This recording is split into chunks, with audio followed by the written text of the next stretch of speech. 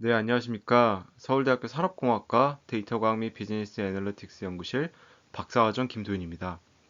오늘 제가 준비한 내용은 멀티플 인스턴스 러닝이라는 것입니다. 특히 이 시계열 데이터에서 멀티플 인스턴스 러닝이 어떻게 적용되는지 두 개의 연구들을 통해 함께 살펴볼 예정입니다. 이 멀티플 인스턴스 러닝이 무엇이고 어떻게 활용되는지에 대해서 배경 설명을 통해서 말씀드리고요. 그 다음에 두 가지 논문, 이번에는 이제 타임 시리즈 클래시피케이션 위주로 두 가지를 준비해 보았습니다. 두 논문을 준비해 보았는데요. 두 논문 함께 살펴보신 다음에 결론을 끝으로 본 영상 마치고자 합니다. 그러면 배경 설명 시작해 보도록 하겠습니다. 멀티플 인스턴스 러닝이란 위클리 슈퍼바이스 러닝의 형태 중 하나입니다. 좀 더 풀어서 얘기하면은 탐색하고자 하는 객체인 인스턴스의 라벨의 정보는 없고 이 인스턴스들로 구성된 하나의 전체 객체인 백의 레이블 정보만 가지고 있는 상황에서 인스턴스의 라벨을 학습 혹은 추론하는 이 weakly supervised learning 형태 중 하나라고 정의할 수 있겠습니다. 이게 무슨 말이냐면 현실 상황에서 어떤 상하위 구조로 이루어진 객체들에서 주로 상위 객체의 라벨은 확보되었지만 이 하위 객체의 라벨이 부재한 경우에 활용될 수 있다라고 생각하시면 될 것 같고요. 이제 이 weakly supervised learning 형태 중 하나라고 말씀드린 바 있습니다. 이거는 이제 예측하고자 하는 대상의 직접적인 라벨은 없이 이 라벨이 없는 상황에서 어떤 부가 정보를 활용해서 학습 또는 추론하는 과정을 일컫는 용어입니다. 그래서 이 위클리 슈퍼바이스 러닝에 대해서 제가 이전에 영상을 다룬 바 있고요. 뭐 궁극적으로 예측하고자 하는 어떤 값을 좀 더 정확히 예측하거나 이와 연관된 부가 정보를 활용하는, 어떻게 보면은 직접적으로 내가 예측하고자 하는 어떤 라벨, 범주, 뭐 어떤 값 상관없이 그게 부재하고 있는 상황에서 다른 정보들을 활용할 수 있는 상황이라고도 이해해 주시면 좋을 것 같습니다. 그래서 우리가 잘 알고 있는 지도 학습 방식 그리고 비지도 학습 방식 사이에 이 위클리 슈퍼바이스가 있고 그 안에 우리 또 잘 알고 계시는 세미 슈퍼바이스드, 그 다음에 요 오늘 소개하고자 하는 멀티플 인스턴스 러닝이 다음과 같이 그림을 좀 어떻게 개념을 이루고 있다라고 이해해 주시면 되겠습니다. 뭐 아무리 제가 떠들어 봐도 예시로 설명드리는 게 가장 좋을 것 같아서요. 이 멀티플 인스턴스 러닝은 주로 이 조직 병리학에서 암을 진단할 때 사용되고 있습니다. 이게 무슨 말이냐? 이게 보시다시피 어, 이미 잘 알고 계시는 분들도 계시지만 조직 병리학에서는 이런 그 슬라이드 혹은 네, 슬라이드라고 하죠. 우리 현미경으로 딱 봤을 때 하나의 슬라이드에서 얘가 암인지 아닌지를 판단하는 그런 과정을 거치고 있습니다. 그래서 그랬을 때 요 각각의 슬라이드 안에 어떤 여러 개의 세포들이 있는데요. 그게 암세포인지 아닌지 확인하기가 어렵습니다. 그래서 이 전체 슬라이드에서 어떤 하나의 세포라도 암세포라고 여겨지면 암을 진단하는 그러한 프로세스가 되겠는데요. 달리 얘기하면은 이제 우측에 요 그림에서 보시는 것처럼 암세포로 예측된 부분의 설명력을 보시는 것처럼 확보할 수 있게 됩니다. 그럼 정리를 해보면은 앞선 표현에서 이 전체 슬라이드가 백이 되는 것이고, 그리고 각각의 세포들이 인스턴스가 되는 상황입니다. 그래서 뭐 당장의 그림 전체를 가지고 이제 이미지 화해서, 즉 무슨 말이냐면 CNN 같은 이미지 전용 모델을 거쳐서 이제 확인할 수도 있고요. 아니면은 각각의 요 암세포들을 하나의 노드로 구성된 그래프를 통해서 확인할 수도 있게 됩니다. 다 여기서 중요한 점은 이제 슬라이드 하나가 백, 그리고 각각의 세포가 인스턴스다. 그래서 우리의 목적은 전체 슬라이드에 대해서 판단을 하는 것인데, 그거를 각각의 인스턴스의 결과물을 가지고 예측을 할 것이다 라는 것입니다. 또 다른 예시로는 이제 뭐 보시는 것처럼 얼룩말, 백호, 그 다음에 뭐 가방, 그 다음에 뭐 빵이 되겠는데요. 요 네 가지의 객체들은 각각이 백이 되는 것이고, 뭐 부분 패치라고 부를 수도 있겠는데요. 패치가 인스턴스가 되는 것입니다. 그러면 우리는 딱 봤을 때 얘네들이 검은색 줄무늬 혹은 뭐 줄무늬라고 해도 되고요. 줄무늬를 공통적으로 가지고 있다라는 것을 한 번에 확인할 수 있게 되는데요. 이거를 어떤 그 스페이스에 나타나게 되면은 보시는 것처럼 서로 다른 백을 구성하고 있지만 요 주황색 테두리로 묶여진 이 부분이 이제 가까이 모여 있는 객체들이라고 보았을 때, 이 객체들, 인스턴스들은 줄무늬를 나타내는구나라는 것도 확인할 수 있습니다. 그래서 이거는 사진 또는 영상에 뿐만이 아니라 이제 시계열, 텍스트, 그래프, 사실상 모든 데이터 타입에서 적용이 가능합니다. 뭐 예를 들면 그래프라고 했을 때 이 전체 그래프가 하나의 백이 되고 각각의 노드 또는 서브 그래프가 이제 인스턴스가 되는 상황이고요. 이제 문서에 대해서도 마찬가지로 전체 문서를 하나의 백으로 보자면은 뭐 문장이라 한 문장씩 혹은 한 단어씩 나아가서는 n그램 등이 인스턴스가 되는 상황입니다. 그럼 수식으로도 함께 살펴보겠는데요. 어렵지 않습니다. 우선 하나의 백 라지 x는 x1부터 xn까지 총 n개의 서로 다른 인스턴스로 구성되어 있습니다. 그리고 우리가 알고 있는 정보는 이 백에 대한 라벨인 y밖에 없고요.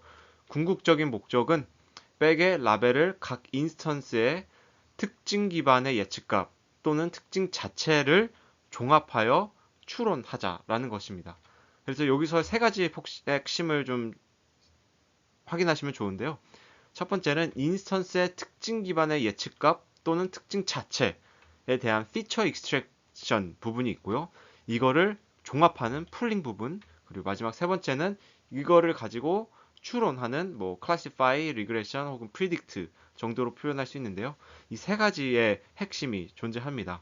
그래서 이에 대한 기본 가정으로는 이 네거티브 백, 포지티브 백이라고 우리가 부르는데, 네거티브 백은 모든 인스턴스가 네거티브여야만 하고, 포지티브 백은 하나의 인스턴스만이라도 포지티브면 이 백 전체를 포지티브라고 가정하게 됩니다.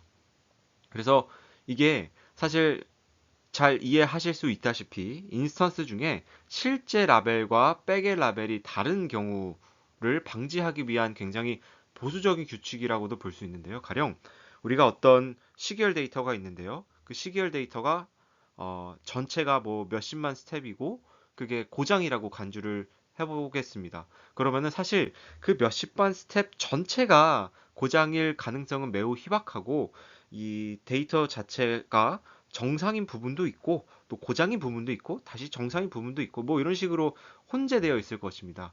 그러면은 어떤 인스턴스는 정상인데 이 전체가 고장이라고 지금 간주되고 있는 상황이기 때문에 이러한 거를 좀 반영할 수 있는 보수적인 규칙이다라고 이해해 주시면 될 것 같습니다. 꼭 이게 하나만 존재하는 것이 아니라 우리가 요 뭐 인스턴스의 개수를 스레시홀드를 잡아서 최소 몇 개를 만족해야 포지티브를 예측한다라는 규칙을 세울 수 있습니다. 그래서 이 앞서 보셨던 세 개의 핵심 중 풀링의 부분이 이제 멀티플 인스턴스 러닝 풀링 혹은 앞으로 이제 MIL 풀링이라고 불리는데요. 이거를 별도로 적용을 할 수도 있는 것이죠. 그랬을 때 이 풀링의 대표적인 종류를 곧 이어서 좀 살펴보도록 하겠습니다. 뭐 먼저 간단히 말씀드리면은 인스턴스 풀링, 임베딩 풀링, 어텐션 풀링, 애디티브 풀링, 그리고 컨저티브 풀링까지로 이렇게 구분할 수 있겠는데요. 그래서 결국에는 멀티플 인스턴스 러닝이 언제 사용되며 어떤 것을 주의해야 하는가를 좀 이해하시면 좋을 것 같습니다. 먼저 사용할 수 있는 경우들은 계속해서 말씀드렸던 이 상하이 개념, 백과 인스턴스의 개념이 적용될 수 있고, 라벨이 백 수준에서만 존재할 때 사용될 수 있습니다. 사실상 인스턴스의 라벨링이 어찌 보면 파인 그레인 레이블링이 불가능한 경우라고도 볼 수 있고요. 이 zero or의 가정이 성립될 때 주로 이상치 탐지 상황에서 좀 적합하기도 하죠. 적어도 하나의 인스턴스가 고장 또는 악성이면 백 전체가 고장 악성으로 간주되는 그러한 가정이 성립될 때도 좀 사용이 될 것 같고요. 그 다음에 추가적인 XAI 기법 없이도 설명 가능성의 확보가 필요한 경우에도 가능합니다.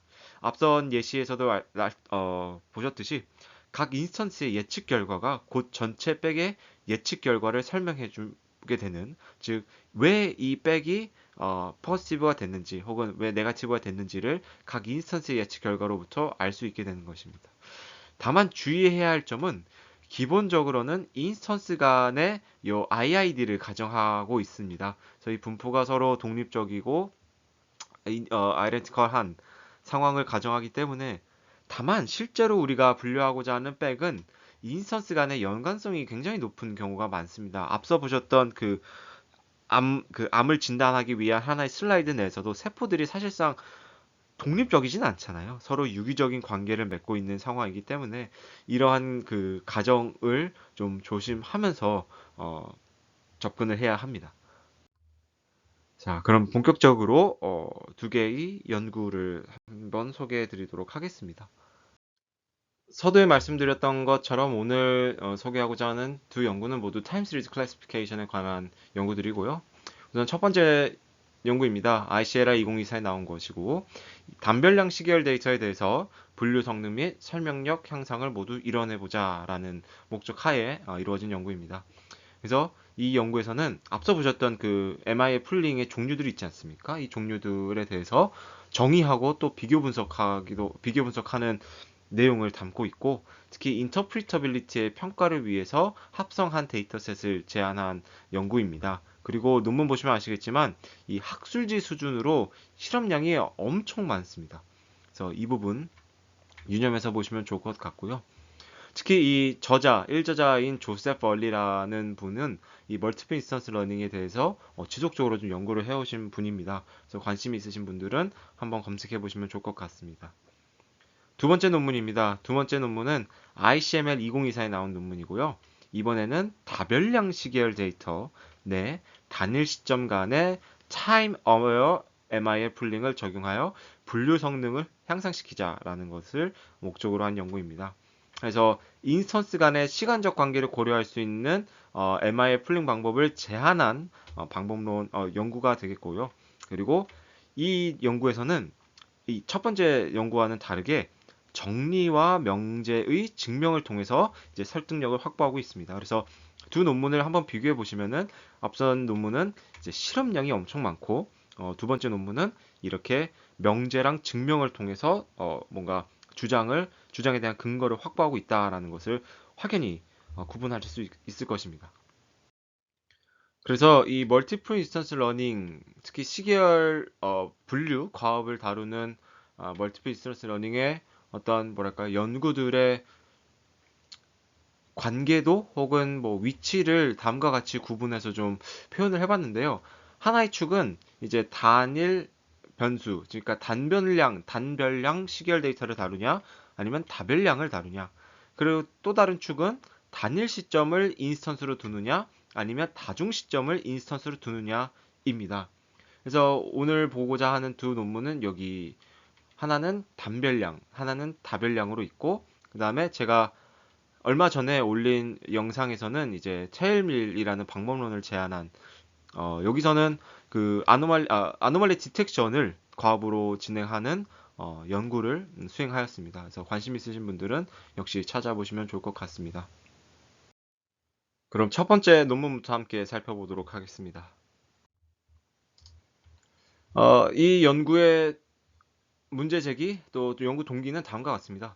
기존의 지도학습 기반의 시계열 분류 딥러닝 모델들은 두 가지 한계점을 가지고 있다고 주장하는데요. 첫 번째는 분명히 이 범주별로 데이터 내의 고유 특징을 나타내는 영역, 이제 정확히는 Class Conditional Discriminatory Motives라고 부르고 있습니다. 그래서 소위 쉽게 이제 모티브라고 제가 표현하겠는데요. 이게 존재하지만 이제 모든 시점을 동일한 가중치로 또 균등하게 고려한다는 한계점이 있다. 그래서 시점의 가중치를 서로 다르게 둘 필요가 있다는 주장을 하고 있고, 두 번째는 너무나 저명한 또 주장이죠. 블랙박스. 딥러닝 자체가 블랙박스이기 때문에 해석 또는 설명이 불가능하다. 그래서 얘는 해석 가능할 수 있어야 된다는 주장으로 연결될 수 있습니다.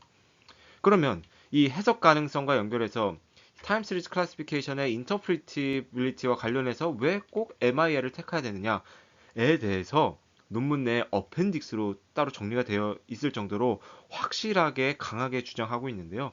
크게 세 가지에 대해서 주장을 하고 있습니다. 첫 번째는 이 타임 시리즈 데이터 전체 라벨로부터 학습할 수 있어야 된다. 즉 인터프리터빌리티의 핵심은 시계열 데이터의 모티브를 잘 찾아내는 것이고, 모티브를 잘 찾기 위해서 가장 효과적인 것은 사실 타임 포인트마다 혹은 일정 구간마다 라벨을 부여하고 학습하는 것인데, 사실 많은 데이터는 앞서 말씀드렸던 것처럼 이 타임 포인트 혹은 타임 시퀀스, 윈도우 이런 라벨이 부재합니다. 특히 장기간의 시계열 데이터일수록 이러한 상황은 더욱 극명해지는데요.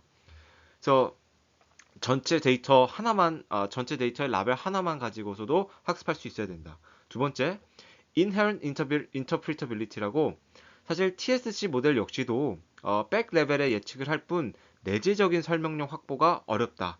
바로 이어가서 Unified Framework라고 하는 것은 이 후처리 방식의 우리가 잘 알고 있는 XI 기법인 샵, 라임 등의 방법은 비용 계산적으로 익스펜시브하다. 그래서 이 세 가지 기준을 모두 맞출 수 있는 방식이 MIL이다.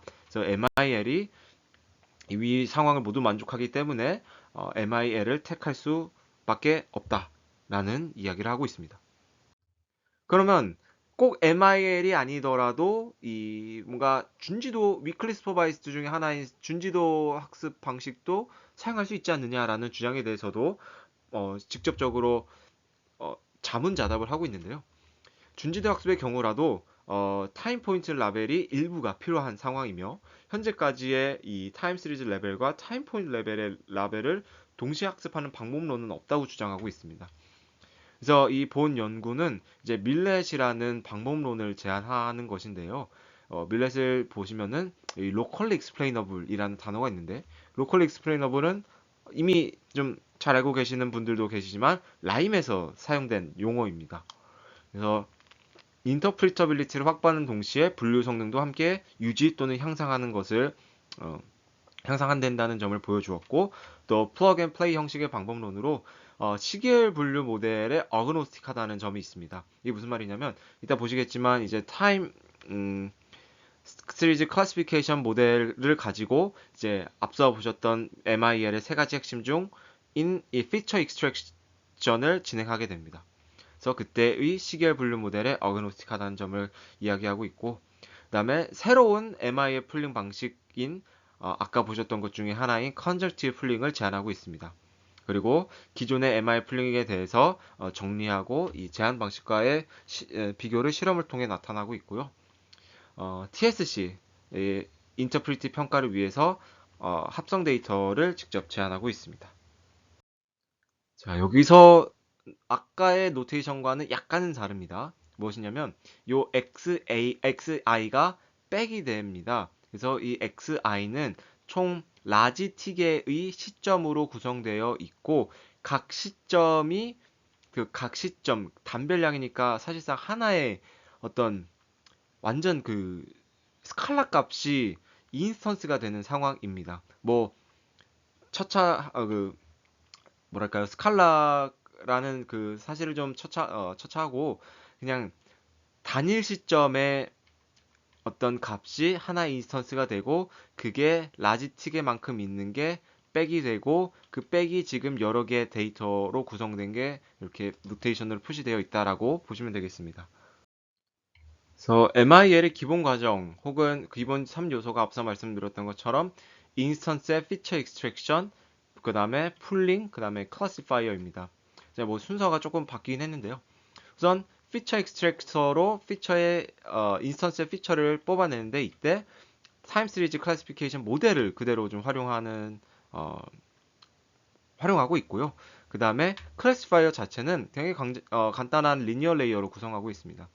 그리고 이제 풀링이 핵심이 될 텐데요. 이 기본적으로는 인스턴스의 최종 결과물을 풀링하여 최종 예측을 하고 있습니다. 혹은 사실 최종 예측이 아니더라도, 최종 결과물이 아니더라도 중간 결과물을 풀링한 후에 최종 예측을 진행할 수 있는데요. 아주 기본적인 풀링을 이제 글로벌 에버리지 풀링이라고 하는데요. 얘는 그림에서 보실 수 있다시피 각각의 인스턴스에 대한 피처들이 뽑은 상태에서 하나의 피처로 취합하고 그걸 그냥 클래시파이어에 입력하게 되는 형태입니다. 그래서 이때 글로벌 에버리지 풀링이 진행되는 거고, 소위 그냥 평균값을 취한다 라고 생각해 주시면 됩니다. 그래서 이거의 가장 큰 단점은 보실 수 있다시피 인스턴스 간의 예측값이 획득되지 못하는 그런 점이 있습니다. 다음으로는 그럼 인스턴스 풀링입니다. 바로 이 점, 그러니까 인스턴스 간의 예측값을 확보하고 그 다음에 취합을 하자는 것입니다. 그래서 그림 보시면은 피처 일단 인스턴스마다 뽑고 클래시파이어 통해서 인스턴스마다 예측값을 구하고 그 예측값들을 에버리지 풀링을 하자라는 게 이제 인스턴스 풀링이 되겠습니다. 다음으로는 어텐션 풀링입니다. 당연하게도 이제 인스턴스 간에 어떤 중요도가 있을 것이고 또 혹은 관계 설정 이미 좀 내재적인 관계들이 있을 텐데요.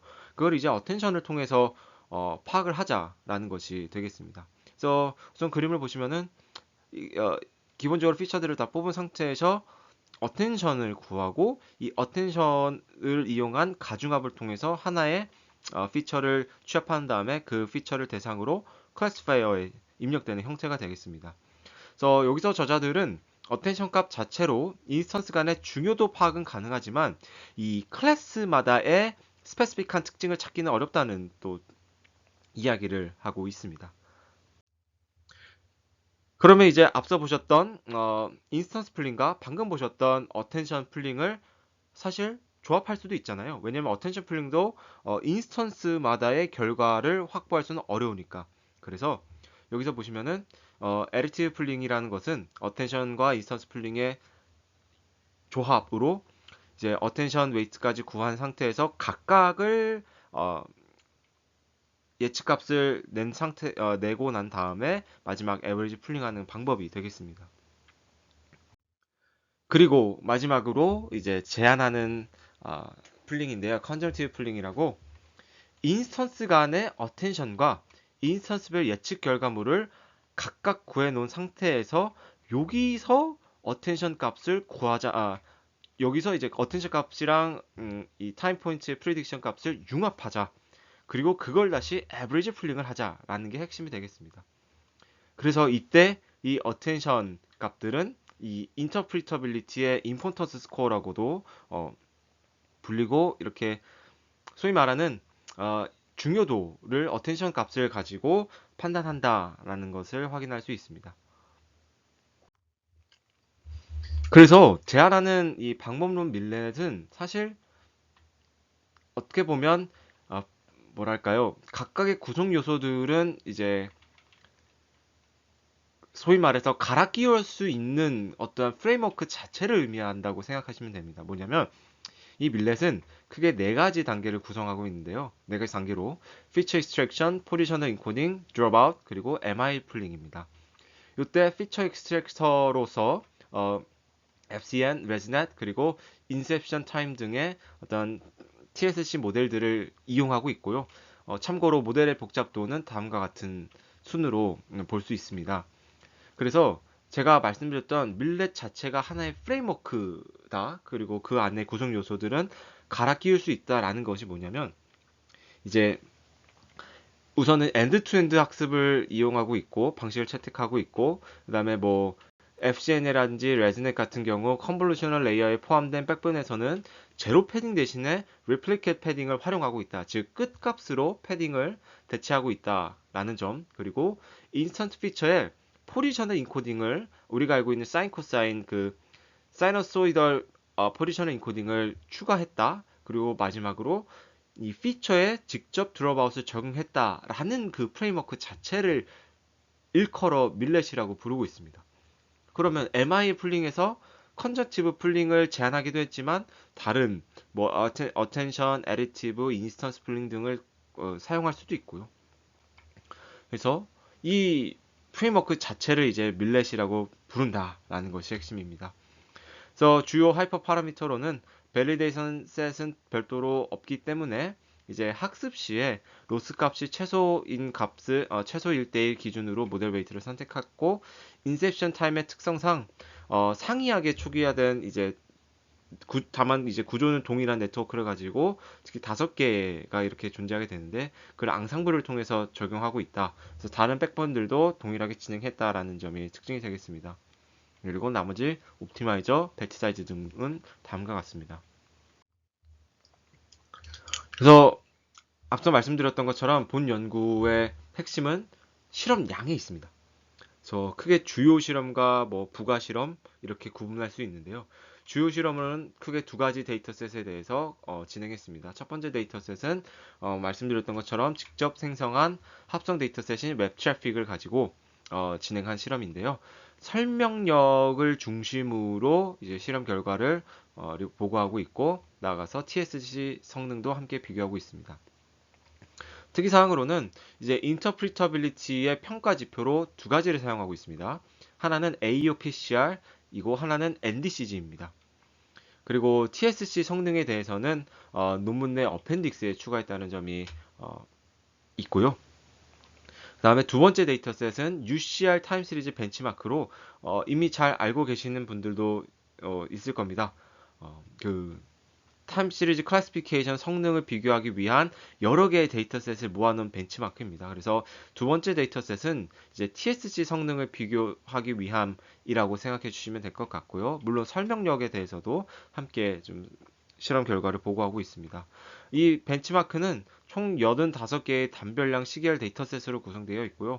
그래서 특이사항으로는 TSC의 성능 평가 지표로 클래스넷 샘플 수를 고려한 밸런스 어큐러시도 함께 활용하고 있다는 점입니다. 그리고 이 데이터셋은 그냥 전체 데이터에 대한 라벨밖에 없기 때문에 이 AOPCR를 인터프리터빌리티 평가 지표로 활용하고 있습니다. 이에 대해서는 바로 연이어서 좀 설명을 드리겠는데요. 다음으로 이제 추가 실험입니다. 추가 실험으로는 크게 하나, 둘, 셋, 넷, 5가지가 있네요. 첫 번째는 false negative에 대한 조사. 두 번째는 이 데이터의 특징에 따른 모델 성능이 어떻게 변하는지, 가령 범주의 불균형 정도, 데이터의 평균 길이, 그 다음에 학습 데이터의 수에 따른 어떤 모델 성능을 분석한 결과고요. 세 번째로는 모델의 안정성 확인을 위해서 데이터별 좀 정확도의 분포를 분산을 통해서 비교하고 있는 실험이 있었습니다. 그리고 다음으로는 모델의 효율성을 분석하는데요. 이것도 세 가지의 요소로 좀 비교하고 있습니다. 하나는 전체 모델의 어떤 파라미터 수, 그 다음으로는 학습 또는 추론의 소요 시간, 그 다음에 마지막으로는 타임 컴플렉시티 애널리시스라 그래서 실제로 그 행렬의 연산량을 통해서 좀 비교를 하고 있습니다. 즉 말 그대로 수식 식을 통해서 비교를 하고 있고요. 그리고 마지막 실험으로 어블레이션 스터디입니다. 그래서 MIA를 적용하는지, 포지셔널 인코딩을 적용하는지, 레플리케 패딩을 적용하는지, 드롭아웃, 그다음 마지막으로 뭐 왕상불 유무에 따른 여러 가지 TSC와 인터프리티빌리티 성능 비교를 이제 진행하는 어블레이션 스터디까지 직접 논문을 보시면은 실험량이 굉장히 많습니다. 그래서 한번 보시는 것을 권해드립니다.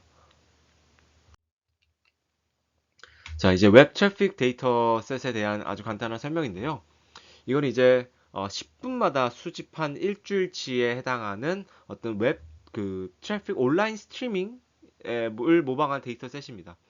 그래서 총 1008스텝으로 각각의 데이터는 다 동일한 길이고요. 이제 10개의 범주가 있고 각 범주마다 50개의 데이터가 있으므로 500개의 데이터가 지금 만들어진 상태입니다. 그래서 보시면은 원래 원본 데이터가 이렇게 있는 상태에서 서로 다른 9개의 모티브가 되는 어떤 특징을 이제 추가를 해서 일부러 범주를 구분한 그런 상황이 되겠습니다. 그래서 뭐 나머지 범주들은 또 연속된 그 구간에서 딱 이렇게 특징이 나타나는데 스파이크의 경우에는 아주 짧게 짧게 여러 구간에서 나타난다는 특징을 가지고 있는 그런 데이터가 되겠습니다. 다음으로 이제 타임 시리즈 클래시피케이션 성능을 평가하기 위한 지표로 이제 밸런스 애큐러시라고 각 범주별 정확도의 평균값이라고 부를 수 있겠는데요. 가령 우리가 알고 있는 정확도는 그냥 전체 뭐 가령 보시는 것처럼 개의 데이터에서 이 대각선에 있는 애들을 다 더해서 값을 구하게 된다면은 밸런스 애큐러시는 범주마다 가령 100분의 80, 90분의 9, 100분의 40 이렇게 다 더해서 그거를 세 개의 범주로 나눈 모습이 되겠습니다. 굉장히 간단하죠? 다음으로 이제 인터프리터빌리티를 평가하는 지표에 대해서 살펴보겠습니다. 저도 이번 이 영상 세미나를 준비하면서 처음 좀 알게 된 지표인데요. 이 AOPCR이라는 것은 다음에 두 가지 가정을 하게 됩니다. 첫 번째 가정은 각 범주에 대한 타임 포인트의 내재적인 중요도 순서가 있을 것이다. 두 번째 가정은 가장 중요한 타임 포인트가 제거된다면 예측 성능이 급격히 하락할 것이다. 그래서 만약에 이 뭔가 어떤 그 순열이 있을 때 그 순열이 원래의 정답 값이 아닌 랜덤하거나 좀 부정확한 순열이라면 그 순서대로 이 타임 포인트가 제거됐을 때 예측 성능은 그렇게 하락하지는 않을 것이다 라는 가정이 되겠습니다. 마치 샵 밸류를 구하듯 이 인스턴스를 제외함에 따라서 성능이 얼마나 하락하는지에 따라 이제 그 결과를 확인하는 지표가 되겠습니다. 그래서 앞서 말씀드렸던 것처럼 이 정답 값은 어텐션 스코어 기반으로 나타난 그 순서가 정답이다 라고 간주를 하게 됩니다. 그러면서 이 순서에 따라서 인스턴스가 제외됐을 때 TSG 성능이 얼마나 변화하는지, 다만 모든 인스턴스에 대해서 하나씩 진행하면 사실 계산 비용이 많이 높아집니다. 그래서 그거를 10개 구간으로 나눠서 한 구간씩 최종 5개의 구간이 남을 때까지 좀 진행했다고 저자들은 얘기하고 있고요. 그랬을 때 이 순열 자체를 가령 1부터 t까지 있는데 이 순열 그러면 잘 아시다시피 t 팩토리얼이 나오잖아요. 근데 이 t 팩토리얼을 하지 않고 총 3개의 랜덤 오더링을 준비한다고 합니다. 그러면 이 랜덤 오더링에 대해서 어텐션 스코어를 기반으로 구한 어떤 이 요 값과 그리고 이 랜덤 오더링으로 구한 그 성능의 값의 변화의 차이를 결국에는 평균화한 것이 요 AOPCR이다라고 생각해 주시면 되겠습니다. 그러면은 여기서도 나와 있겠지만 이 어텐션 스코어로 구한 순열이나 랜덤하게 구한 순열이나 차이가 없다면은 AOPCR의 값이 낮아지고 그러면은 이 어텐션이나 인터프리터빌리티의 성능을 높다고 볼 수 없게 되는 것이고 반대로 그 차이가 높으면 높을수록 인터프리터빌리티에 확실히 좀 신뢰감이 있고 높은 성능을 나타내고 있다라고 볼 수 있겠습니다. 다음으로 저도 이제 처음 좀 확인한 사항인데 이제 앞서 보셨던 이 웹 트래픽 데이터셋 같이 어떤 특정 모티브 혹은 이 타임 포인트마다 라벨이 있을 때는 사실상 이 중요도에 대해서 랭킹이 가능한 상황입니다. 그러니까 뭐라 그럴까요? 그 각 타임 포인트마다 얘가 어, 실제로 연관이 있는지 없는지를 확인할 수 있는 상황이고 그 연관성을 가지고 평가하는 것이 결국에는 요 NDCG입니다. 그래서 이미 잘 알고 계시는 분들도 계시겠지만 이 랭킹 가업에서 사용하는 평가 지표입니다. 그래가지고 이 어떤 연관성이라 하는 것은 결국에는 라벨이라고 이해하시면 되고 라벨이 타임 포인트가 이 모티브에 해당되느냐 안 되느냐가 라벨이라고 생각했을 때그 그 타임 포인트를 잘 찾아낼 수 있는지, 즉 인스턴스를 잘 찾아낼 수 있는지를 결국에는 NDCG로 나타낼 수 있다라는 점을 연구를 통해서 보여주고 있고 사실 이 부분은 이 해당 저자 앞서 보셨던 얼리라는 저자분의 이전 연구에서도 동일하게 좀 활용됐던 부분이 있습니다. 그래서 다르게 표현하면은 이 interpretability 즉 어떤 각각의 인스턴스에 대해서 라벨이 있는 상황이라면 NDCG를 적용할 수 있다라는 점을 이해하시면 좋을 것 같습니다. 먼저 웹 트래픽 대상 인터프리터빌리티에 대한 주요 실험입니다. 우선 이 결과는, 이 실험은 다른 XAI 기법과 앞서 보셨던 두 가지 평가 지표를 이용해서 정량적인 평가를 진행한 것이고요. 그래서 아래의 표가 결과를 나타냅니다. 왼쪽은 백본별 요약 결과로서 이 본문에 포함된 결과고, 우측이 이 풀링과 백본, 즉 그 피처 익스트랙션의 백본입니다. 이 조합에 대한 전체 결과를 나타냅니다. 보시면은 본문에서는 밀렛이라고 이렇게 소위 퉁쳐서 FGN, 레즈넷, 인셉션 타임, 백본이 변경되어도 다 성능이 높다라는 거를 좀 강조하고 있고, 사실 이 전체 결과를 보자면은 샵 그리고 밀렛에 대해서 FGN, 레즈넷, 인셉션 타임, 어텐션 풀링부터 컨정티브 풀링까지 모든 조합 중에서 가장 베스트 결과만을 따로따로 이렇게 리포팅한 것을 확인할 수 있습니다. 그랬을 때 보시면은 사실 제안하는 방식인 컨정티브 풀링의 결과가 가장 좋은 것도 사실은 아닙니다. 어떤 경우는 인스턴스 풀링도 좋기도 하고 아이리티브 풀링이 좋기도 하고, 컨정티브 풀링은 사실 총 6가지의 케이스 중에서 한 가지의 경우가 좋습니다. 한 가지의 경우만 좀 좋은 상황인데요. 그래서 제가 말씀드렸던 것처럼 이 밀렛이라는 것이 하나의 프레임워크로서 거기에 포함된 뭐 포지셔널 인코딩 적용, 레플리케이트 패딩 적용, 드롭아웃 효과들인 것이지 않을까라는 좀 생각을 해보았고요. 좀 이 부분은 어떻게 보면 뭐 모르겠습니다. 트릭이라고 보면 트릭이라고 볼 수도 있고요. 그럼에도 불구하고 어쨌든 이렇게 구성했을 때 다른 XI 기법보다 더 좋은 성능을 나타냈다는 것은 음, 좀 명확하게 드러나는 것을 확인할 수 있습니다. 그 다음에 정성적인 평가로서요, 각각의 이제 범주에 따라서 어, 가장 위에 있는 거는 실제 데이터별로 그 모티브 구간을 음영 처리한 모습이고요.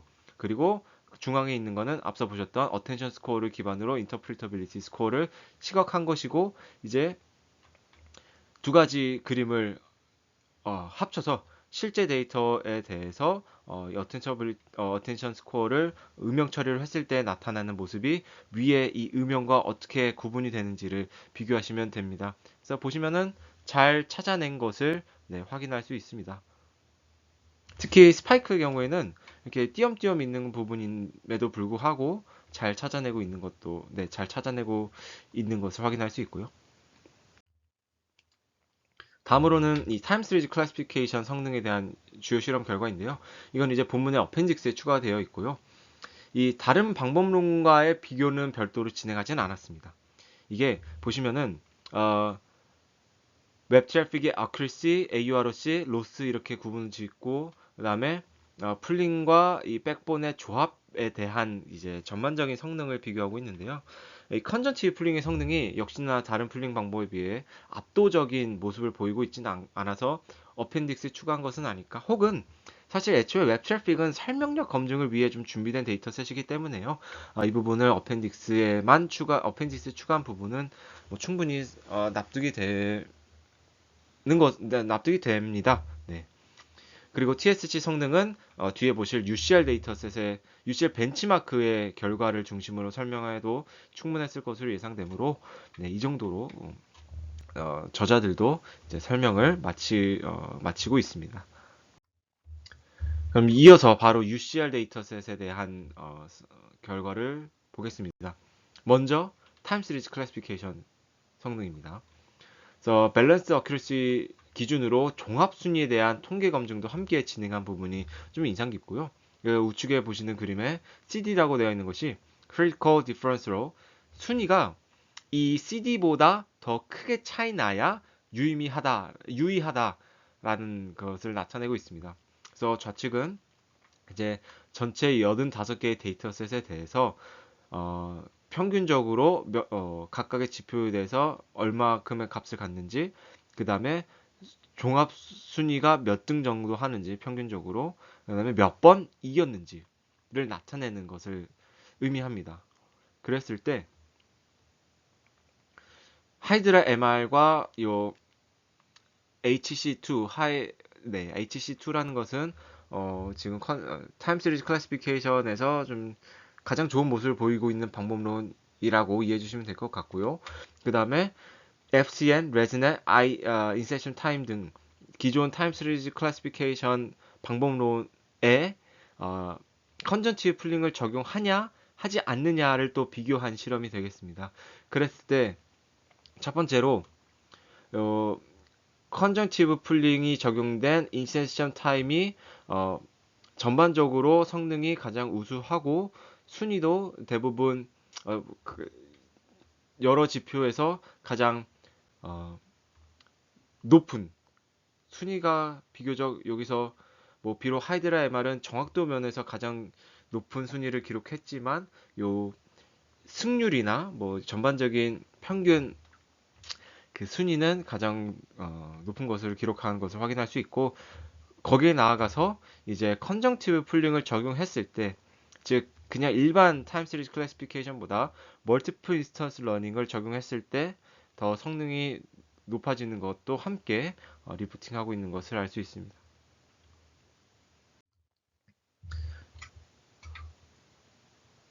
그래서 이 부분은 이제 하이드라 MR을 포함한 여러 또 방법론을 추가한 전체 그 표가 되겠습니다. 한번 살펴보시면 좋을 것 같은데요.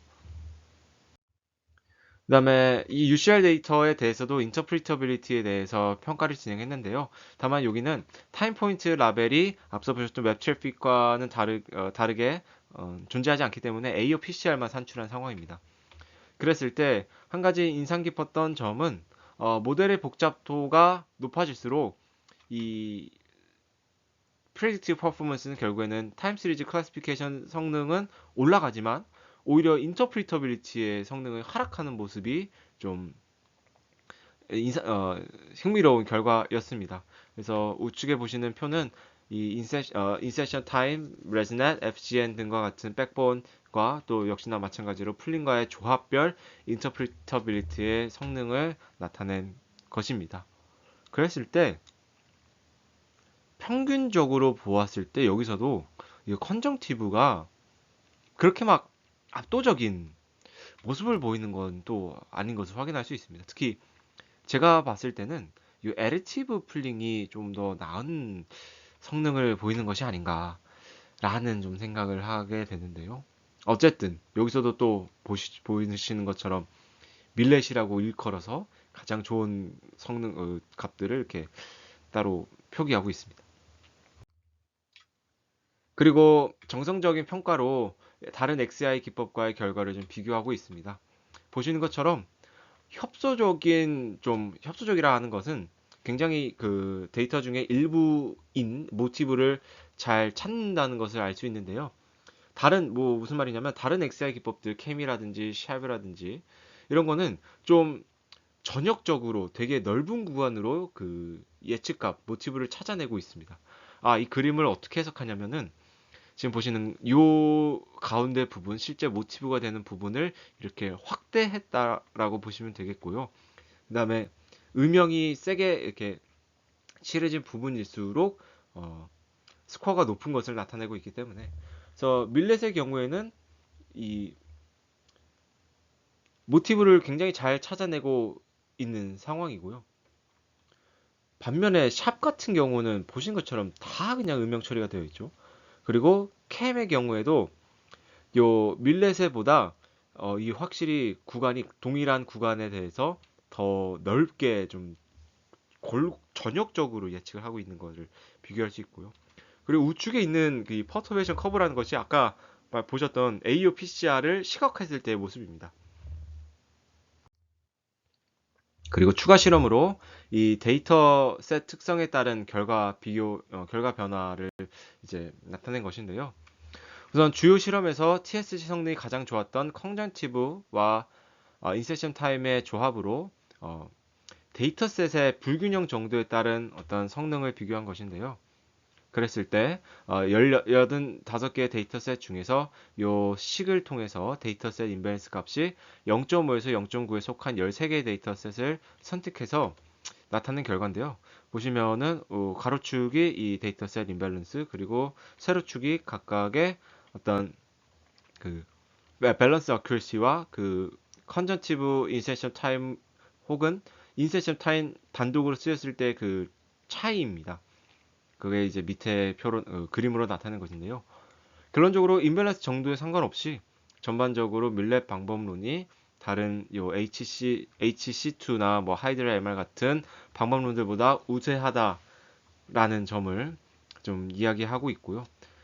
오히려 불균형 정도가 높을 시에는 성능이 그렇게 막 좋지는 않은 점도 좀 유의한 결과인 것 같습니다. 다음으로 데이터 길이의 변화, 데이터 길이에 따른 차이, 그리고 학습 데이터의 수에 따른 차이인데요. 그랬을 때 데이터 길이에 따른 결과를 비교하자면 저자들은 보시는 것처럼 컨시스턴트하다, 즉 뭐 데이터 길이에 상관없이 좀 일정한 성능을 보이고 있다라는 거를 좀 강조하고 있는데요. 제가 봤을 때는 오히려 데이터 길이에 따라 방법론별 평균 순위도 다르고 좀 편차도 달라지는 것을 좀 볼 수 있습니다. 그래서 이 부분이 과연 적절한지가 좀 의문이고, 다음으로 데이터 개수에 따른 결과를 비교했을 때 데이터가 소수일 때는 오히려 이 밀렛의 성능이 좋지 않고, 데이터가 일정 수준이 넘어가게 되면은 오히려 좀 효과적인 모습을 보여주고 있습니다. 자, 그래서 본 연구, 첫 번째 연구를 요약해 보자면 TSC 과업에서 인터프리터빌리티 확보를 위해 MIL에 필요한 상황, 그리고 근거, 그다음 실험을 통한 입증을 통해서 이 주장이 일관성이 됨을 좀 일관적인 주장을 보이는 것이 좀 인상 깊었습니다. 그리고 저자의 성향, 즉 이 얼리라는 분의 성향 같기도 하지만 학회 제출된 논문임에도 불구하고 학술지 수준의 어떤 실험량을 보여주고 있고요. 더 나아가서는 그렇게 많은 실험 결과 중에서 필요한 부분을 잘 선택하고 요약했다는 점도 좀 인상 깊었습니다. 다만 이 컨정티브 풀링의 노벨티는 있지만 이 밀렛이라고 통합적으로 이 방법론이나 프레임워크의 노벨티를 좀 설명하기에는 조금 아쉬운 점이 있습니다. 특히 이 웹 트래픽을 이용한 인터프리티 실험에서 이 밀렛, 그리고 그 중에서도 컨정티브를 이용한 조합이 좀 가장 좋은 성능을 보인 것은 아니기 때문에 네, 이러한 점이 좀 아쉬움으로 남는 그런 연구가 되겠습니다. 네, 그럼 두 번째 연구도 이어서 살펴보도록 하겠습니다. 그래서 이 연구의 연구 동기는 이제 대부분의 시계열 분석 방법론은 시계열을 묶음으로 구분지어서 이 묶음 간의 어떤 관계를 찾는 것에 초점이 맞춰져 있다라고 주장을 시작을 하게 됩니다. 다만 앞선 연구에서의 표현을 빌리면 해당 시계열의 대표 특징인 이 모티브는 스파스하거나 굉장히 로컬라이즈하고, 더불어 대부분의 시계열들은 이 모티브라고 정확히 어노테이션이 모티브가 정확히 어노테이션 되어 있지 않은 상황이기 때문에 아래 그림처럼 디시전 바운더리가 잘못 형성될 수도 있다는 것입니다. 즉 왼쪽 그림이 기본적인 방법론을 적용했을 때 모습인데요. 사실 백 차원에서의 어떤 디시전 바운더리는 잘 찾을 수 있으나 인스턴스 차원에서의 디시전 바운더리는 잘 좀 찾기가 어려운 상황이 되겠죠. 그래서 위클리 슈퍼바이즈 러닝 방식을 통해서 이 디시전 바운더리를 좀 더 정교할 필요가 있다라는 주장을 하고 있고요. 그 다음에 위클리 슈퍼바이즈 러닝 중 하나인 이 멀티플 인스턴스 러닝은 다음에 한계점이 있다. 뭐냐? 인스턴스를 이제 단일 시간의 스텝을 인스턴스로 두고 전체 시계열 데이터를 백으로 간주했을 때 인스턴스 간의 IID를 가정한다. 이건 앞서 말씀드렸던 것과 동일하죠. 그래서 퍼뮤테이션 인베리언트 하다는 특징이 있기 때문에 시계열 데이터에 대해서는 특히 MIL을 적용을 하기 위해서 템포럴 코릴레이션과 오더링 디펜던시 등을 고려해야 한다라는 주장을 하고 있습니다.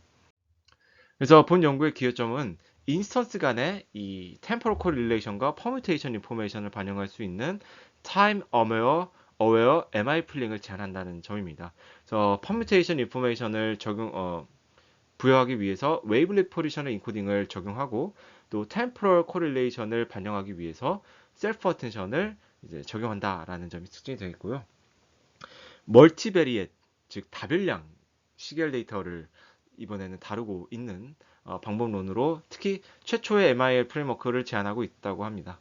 그리고 역시나 마찬가지로 벤치마크 28개의 데이터셋에 대한 벤치마크를 대상으로 실시한 실험을 통해서 26개의 데이터셋에서 소타 방법론을 기록했다. 소타 방법론 성능을 능가했다라는 점을 기점으로 삼고 있습니다. 더불어서 여기는 앞선 연구와 다르게 나 타임 시리즈 클래시피케이션 잘해요. 근데 여기에 설명력도 확보를 할 수 있어요. 라고 아주 좀 비교적 그렇게 막 강하지 않게 주장하고 있습니다. 그래서 노테이션은 앞서 보셨던 것과 비슷하고요. 다만 좀 달라진 점은 인스턴스가 다빌령이 됐다는 점이 되겠습니다. 그러면 이제 궁극적으로 하고자 하는 것은 타임 시리즈 클래시피케이션, 특히 멀티 클래스이기 때문에 결국에는 우리가 하고자 하는 것은 다음의 스코어 펑션을 찾는 것이 아닐까라고 이야기를 하고 있는데요. 이 스코어 펑션은 사실 MI의 풀링의 과정을 하나로 표현한 것입니다. 뭐냐? 피처 익스트랙션 하고 풀링 거쳐서 최종적으로 클래시파이 하는 그런 과정이 되겠습니다. 그래서 여기서의 특징은 각 클래스별로 one versus rest 바이너리 형식으로 학습을 했다는 점입니다. 그랬을 때 백 레벨의 프리딕션을 하기 위해서는 최종적으로 획득한 시계, 즉 아주 소위 말하면은 쉽게 얘기하면은 시계의 길이로 가진 벡터 중에서 가장 높은 예측 확률 값을 갖는 범주로 예측이 된다라고 이해해 주시면 되겠습니다.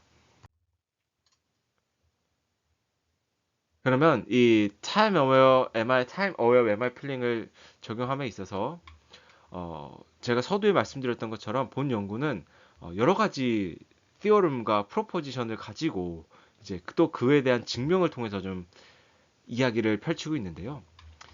여러 가지가 있겠지만 그 중에서 좀 중요한 이야기들로만 구성을 해보자면 먼저 다음이 있습니다. 퍼뮤테이션 정보를 잘 반영해야 한다. 이게 뭐냐? 타임 시리즈도 결국에는 시점에 조건화된 어떤 확률 변수의 실현값이다. 그래서 이러한 경우에 시점이 바뀌게 되면은 확률 값이 바뀌게 되고 그에 따라서 이 인스턴스의 위치, 결국엔 시점이 바뀌는 것과 동일한 말인데요. 이렇게 되면은 데이터로 간주되는 이 백 전체의 엔트로피 값이 항상 일정하지 않게 된다라는 점입니다. 즉 무슨 말이냐? 인스턴스들의 기존 순서가 있고 인스턴스들의 순서를 무작위로 배열했을 때의 전체 엔트로피 값은 다르다. 실제로 셔플링을 많이 하면 할수록 이 엔트로피 값이 높아지는 것도 토의 실험을 통해서 증명하고 있는데요. 앞서 보셨던 프로포지션은 이제 퍼뮤테이션 정보를 잘 반영해야 된다는 것이고 지금 보시는 내용은 이제 템포럴 코릴레이션을 반영해야 된다는 것을 셀프 어텐션을 통해서 즉 셀프 어텐션을 통해서 템포럴 코릴레이션을 잘 반영할 수 있다는 것을 의미합니다. 그래서 이를 뒷받침하기 위한 정리로 다음과 다음에 얘기를 하고 있는데요. 인스턴스들 간의 템포럴 코릴레이션을 모델링 해줌으로써 분류기의 복잡도를 낮출 수 있다. 근데 그 템포럴 코릴레이션은 우리 마치 트랜스포머의 CLS 토큰을 통해서 특히 멀티헤드 어텐션을 통해서 우리가 이 역할을 대체할 수 있다라는 것을 함께 주장하고 있습니다. 그리고 다음으로 웨이블렛 포지셔널 인코딩에 대해서 이야기하고 있는데요. 즉 시간 주파수 정보를 모두 동시에 반영하며 학습이 가능하도록 하는 포지셔널 인코딩이 필요하다. 무슨 말이냐? 기존의 요 사인 코사인을 이용한 포지셔널 인코딩은 사실 고정된 값입니다. 그래서 특히 이거는 시계열 데이터의 고유 시간 주파수 정보를 좀 반영하지 못한다는 한계점이 있는데요. 다만 이 시간과 주파수 정보를 모두 동시에 정교하게 반영할 수는 없다고 합니다. 어떤 이론이 있나 봅니다. 그런데 이제 두 정보의 트레이드 오프를 조절할 수 있는 어떤 학습 가능한 파라미터를 둠으로써 결과적으로는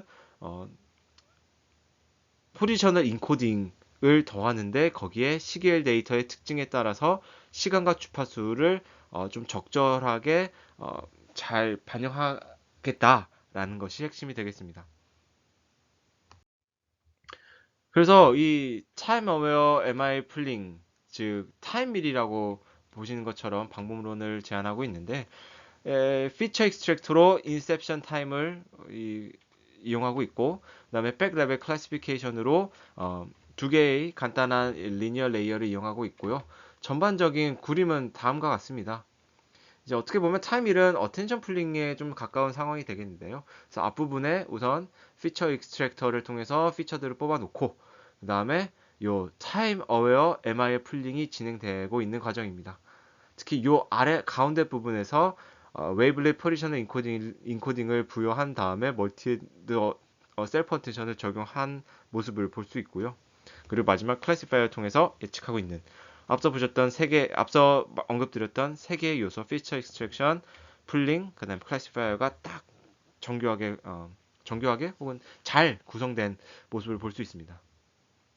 그래서 CLS 토큰 인베딩을 이용한 어텐션 값으로 인터프리터빌리티 스코어를 산출하고 있다라는 점을 이야기하고 있습니다.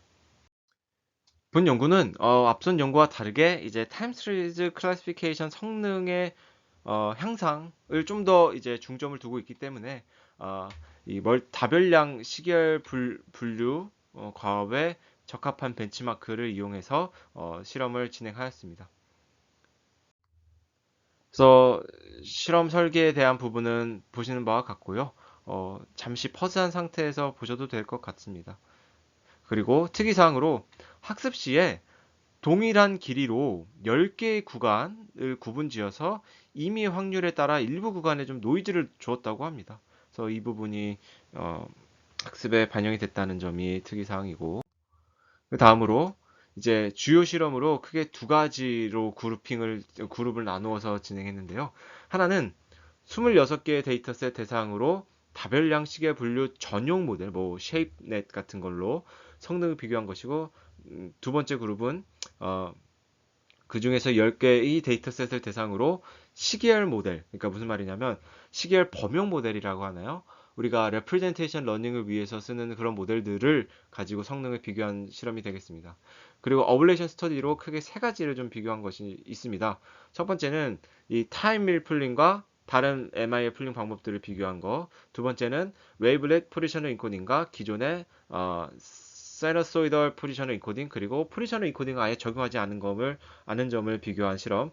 그리고 세 번째는 요 위클리 슈퍼바이스드와 플리 슈퍼바이스드, 즉 각 인스턴스의 라벨을 알 수 있도록 합선된 데이터를 작은 데이터를 가지고 진행한 실험인데요.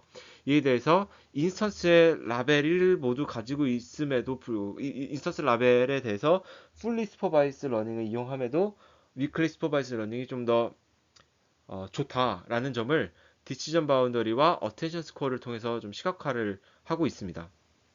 그래서 이거를 통해 결과를 비교하고 있고, 뭐 추가 실험으로 꼭 트랜스폼 블록이 아니더라도 만바 블록을 통해서 우리가 좀 설명력 확보할 수 있지 않을까, 혹은 타임 시리즈 클래시피케이션 성능을 높일 수 있지 않을까라는 점을 비교하고 있는데요. 이 부분은 본 내용에서는 다루지는 않을 것입니다. 그러면 그룹 1에 대한 주요 실험인데요. 보시는 것처럼 굉장히 많은 타임 시리즈 클래시피케이션 방법론과 비교 실험을 하고 있고, 보시는 것처럼 26개 데이터 셋이고요. 그래서 이 해석을 해보자면 제한 방법론과 각 비교 방법론과의 1대1 매칭의 1대1 배틀에서 몇 번 이기고 졌고 했느냐, 그 전적이고요. 그래서 몇 개의 데이터셋에서 1등을 했느냐, 그래서 26개 데이터셋 대상으로 평균 몇 등을 했느냐를 이렇게 나타내고 있습니다. 그랬을 때 이러한 좀 뭐랄까 리포트 방식은 벤치마크에서 활용하기 되게 좋은 것 같아요. 그래서 참고하시면 좋을 것 같고, 그래서 제안하는 방법론이 이제 정확도도 가장 높고 승률도 가장 높고, 그래서 평균 순위도 가장 높은 모습을 확인할 수 있습니다. 굉장히 뭐랄까요, 분명한 실험 결과죠. 그리고 그룹 2에서도 마찬가지로 어, 다른 일반 타임 시리즈 모델에 비해 정확도도 높고, 그다음에 그 승률도 높고, 마찬가지로 평균 순위도 높은 모습을 나타내고 있습니다. 그리고 어블레이션 스터디로 이제 왼쪽에 보시는 풀링과 각 풀링 방법별 성능과의 비교에서 보시는 것처럼 attention pulling, conjunctive pulling보다도 더 좋은 모습을 나타내고 있다. 그 다음에 특히 요 보시면은 temporal correlation과 permutation information을 반영한 게 제안하는 방법론이고 학습 가능한 방법들은 attention, conjunctive, time aware인데요. 그래서 학습 가능한 방법들이 고정적인 방법들보다도 효과적이고 그 중에서도 우리가 제안하는 방법론이 temporal correlation과 permutation information을 반영해서 더 높다. 더 효과적이다라는 점을 주장하고 있고 그 다음에 포지셔널 인코딩 종류 및 적용 유무에 따른 비교입니다. 그랬을 때 우선 포지셔널 인코딩을 적용한 게 적용하지 않은 것보다 효과적이다. 그 다음으로 웨이블리 포지셔널 인코딩이 사이너소이덜 포지셔널 인코딩보다 더 효과적이다라는 점을 보여주고 있는데요. 제 생각에는 이 웨이블리 포지셔널 인코딩이 타임밀에서 더 성능 차이가 나는데 이게 무슨 말이냐면 꼭 웨이블리 포지셔널 인코딩이 아니더라도 어떤 학습 가능한 포지셔널 인코딩이면 모두 다 효과적인 걸까? 즉 사이너소이덜처럼 고정되지 않은 포지셔널 인코딩이면 다 효과적인 걸까? 라는 궁금증도 함께 말씀드려 봅니다. 이제 어, 다음으로 위클리 슈퍼바이스와 풀리 슈퍼바이스, 즉 인스턴스의 라벨이 모두 주어진 상태에서 풀리 슈퍼바이스 한 것보다도 더 효과적이다라는 것을 시각화를 통해 보여주고 있는 건데요. 그래서 좌측 그림부터 보시면은 우선 슈퍼바이스 방식으로 진행한 결과를 보면은 이 마진이 굉장히 타이트한 것을 확인할 수 있습니다. 반면에 위클리 슈퍼바이스로 했을 때이 슈퍼바이스가 아님에도 불구하고 네거티브 인스턴스와 포지티브 인스턴스를 우선 잘 구분하고 있고 또 그다음에 요 마진이 비교적 좀 넓은 모습을 볼 수 있습니다. 그래서 이 위클리 슈퍼바이스드 가지고서도 충분히 잘 구분이 되고 있다라는 것을 알 수 있고요. 다음으로 어텐션 스코어를 기반으로 이제 음영 처리를 했을 때 실제 시계열 값의 양상과 함께 비교한 그림입니다. 보시면은 이제 맨 위는 뭐 단별량인 것 같은데 얘만 단별량인 것 같은데요. 나머지 두 개는 단별량이고 그랬을 때 실제 시계열 데이터의 패턴과 이 어텐션 스코어의 양상이 비슷한 점을 확인할 수 있습니다. 그래서 두 번째 연구도 비교적 간단하게 좀 살펴보았는데요. 두 번째 연구는 이제 다별량 시계열 데이터의 각 시점을 인스턴스로 간주한 다음에 템포럴 정보를 모델링 해야 함을 엔트로피를 기반으로 좀 증명한 점이 굉장히 인상 깊었던 연구입니다. 뭐 이외로도 두 개의 정리, 그 다음에 한 개의 명제, 뭐 증명 여러 가지를 좀 보인 게 굉장히 인상 깊었고 서론 중에서 앞선 그림을 보셨는데요. 앞선 그림을 보여드린 바 있는데요. 그래서 첫 번째 프로블럼 혹은 모티베이션의 설명이 조금 아쉬운데 무슨 말이냐? 지금 하고자 하는 얘기, 그 그림에서 나타나는 것이 이제 기존의 CNN 또는 RNN을 이용한 타임 시리즈 클래시피케이션에 대한 한계점을 보여주고 있는 건데요.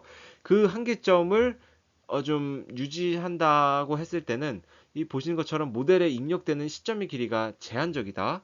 그래서 전체 시점의 모습을 고려하지 못한다라는 얘기가 직접적으로 언급이 되면 좋지 않았을까라는 생각이고 만약에 이와 좀 다른 주장을 펼칠 수 있다면 현실 상황에서는 백 라벨이 주어지는 게 대다수지만 이 백 레벨의 디시전 바운더를 설정하게 된다면은 인스턴스가 잘못 예측될 가능성이 높다라는 점을 좀 주장할 수 있지 않을까라는 생각을 함께 공유드려 봅니다. 네, 그럼 결론을 끝으로 본 영상 마무리 짓고자 합니다. 그래서 본 시간을 통해서 저희는 이 멀티플 인스턴스 러닝이 타임 시리즈, 특히 타임 시리즈 클래시피케이션 과업에 어떻게 적용되는지를 살펴보았습니다. 그래서 이 멀티플 인스턴스 러닝이 무엇인지 또 이 멀티플 인스턴스 러닝은 데이터 유형과 상관없이 적용 가능하다라는 점을 모두 확인했고요. 그 중에서도 말씀드렸던 것처럼 시계열 데이터 분류 과업에서 어떻게 적용되는지를 확인해 보았습니다. 첫 번째 연구였던 이 밀렛을 제안한 연구에서는 해석력에 조금 더 초점을 맞춘 단일 시점 단별량 인스턴스 기반의 방법론을 살펴본 것이고 특히 이 연구에서는 컨전티브 풀링을 제안한 점이 인상 깊었고요. 두 번째 연구, 타임미를 제안한 연구에서는 단일 시점이지만 다별량 인스턴스 기반의 방법론이었고 기존의 고정된 이 사이너소이덜 포지셔널 인코딩을 보완하기 위해서 웨이블리 포지셔널 인코딩을 적용했다. 나아가서 여러 가지 증명을 통해서 주장을 뒷받침했다. 다만 두 연구 모두 단위 시점만을 고려하고 있는데 이 1D 인스턴스 단위 시점의 인스턴스가 실제로 시계열 정보를 잘 반영할까에 대해서는 사실 의문을 좀 가져봅니다. 사실 현실적으로는 다중 시점의 다별량 인스턴스를 고려하는 것이 이상적이지 않을까라고 생각이 들고요. 제가 이전에 또 업로드한 영상에서 이 말씀드렸던 것처럼 다중 시점의 다별량 인스턴스를 다루는 멀티플 인스턴스 러닝에 대한 연구가 소개되어 있습니다. 한번 살펴보시면 좋을 것 같습니다. 그래서 저의 종합적인 의견으로는 멀티플 인스턴스 러닝이 현실 적용성이 굉장히 높습니다. 즉 라벨이 상위 단위에만 존재하고 결과물을 통해서 설명력을 좀 자연스럽게 확보하고자 한다면 멀티플 인스턴스 러닝을 적용하는 것을 좀 고려해 볼 수 있고요.